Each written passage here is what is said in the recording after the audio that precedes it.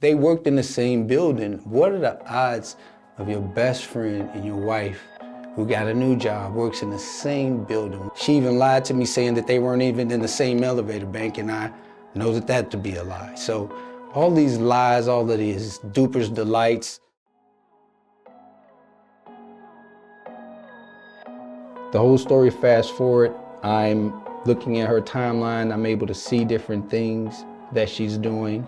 She's denying it. I'm not knowing that it's my best friend at the time because I don't have any evidence of it being him. So I'm not thinking it's him. But as I figure out the story, I start coming across things that shouldn't be. I see these dupers delights that they're having. Basically, what I consider a duper's delight is something where when you're talking to your children, saying things like 69 was a good year, you and your spouse are in front of the kids and they're not understanding what you're talking about. So I started remembering some of the things that they were saying in my presence that was a duper's delight for them over me. Basically, I'm the monkey in the middle, not knowing what they're talking about while they're having their little breadcrumbs that they're dropping in front of me.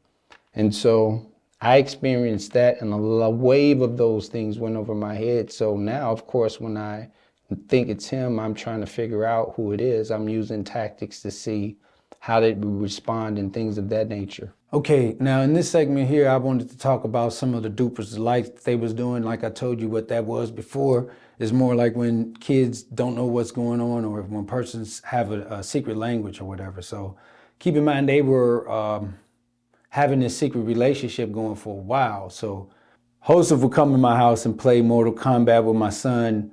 And we kind of had a little bond where we would play Mortal Kombat. We've been playing it since the 90s, so we were always into that.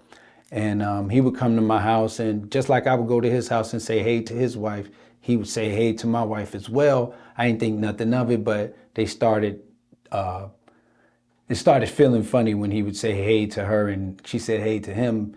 I was supposed to act like it didn't mean anything, but after a while you start feeling what's going on. Like I said, she would mention stuff like he and her were alike and me and his wife were alike. Different times, different occasions, and I just didn't understand what was going on. So I was using what you might call a smoke out tactic, where I didn't have enough proof, but I knew I was on to them. So I got to talking to my so-called best friend, and I get him on the phone, and I can hear in his voice that he's talking differently, and I can tell that he's on edge trying to figure out what's going on. So I ended up recording the conversation because I knew he was lying to me at this point. And so as I'm recording the conversation, I'm listening to him, and I can tell that he's saying certain things and doing certain things that makes me know that he's on something. And so at this point, I just told him that I knew something was up at that point. So I basically told him that I had pictures. And at that moment, he started acting as if the phone acted up and hung up. And by him hanging up, I knew at that point that it was him. Because if you are on the phone with your best friend and you tell him that you have pictures of your wife and her lover, you would think that that person would call you back and say, hey, we broke up or whatever.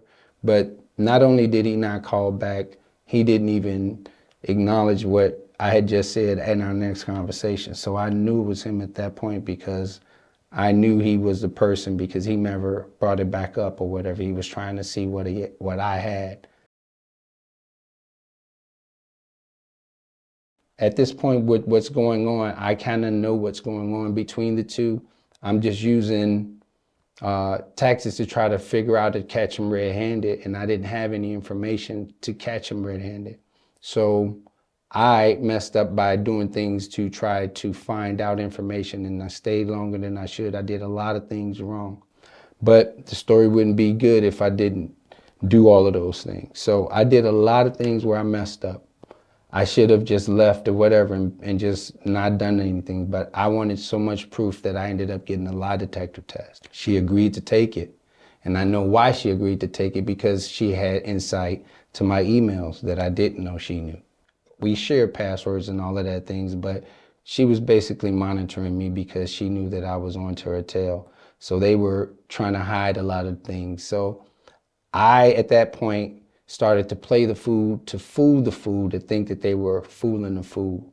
And a lot of people may feel like, well, why did you stay and all of that? Like I said, in order to become a snake handler, you have to handle snakes. I mean, I got bitten, the venom was poisonous, and it hurt. It did. It hurt a lot. But in order to handle a snake, you really have to know how they move. And so once I figured out how they were moving, that's when I was able to have a better education on how to handle them. And then I started to find out that, okay, it's more people involved. It's not just her and him. It's also our mutual best friend that's running point for him. And I found that out through another tactic where I'm talking to people and figuring out that this guy was basically running point for my best friend so that he can get me out the house so that my other best friend can sleep with my wife.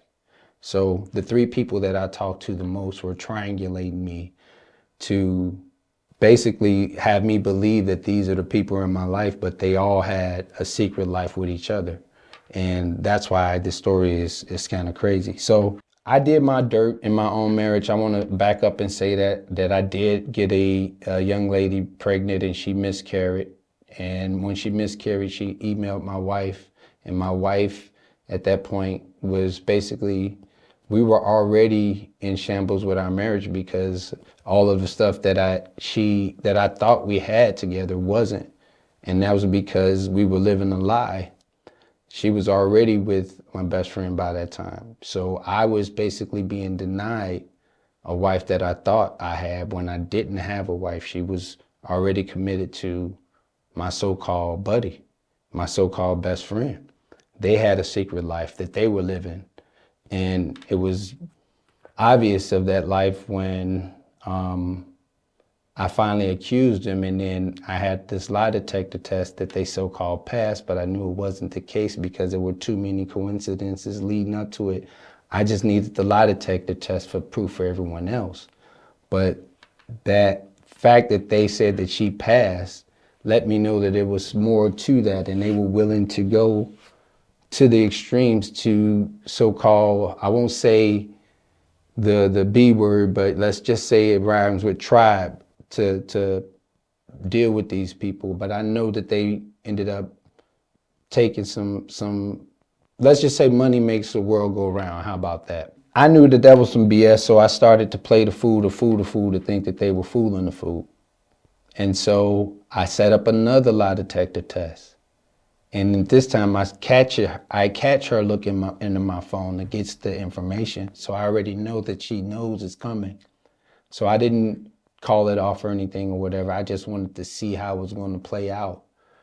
And sure as shit, the lie detector people, was only one person there. There was no secretary there. Nobody else was there. They put her in the room just like in the previous spot. I didn't get any emails, I just got an email, no graph, no anything of that nature, and saying that she passed. That's it. And I already knew the fix was in at that point. So both of those were just some fraud. So I literally had to use other tactics. I ended up getting her old phone, and this is the smoking gun where I can see that her and him have communicated via an app called Google Duo, which now is called Google Meet.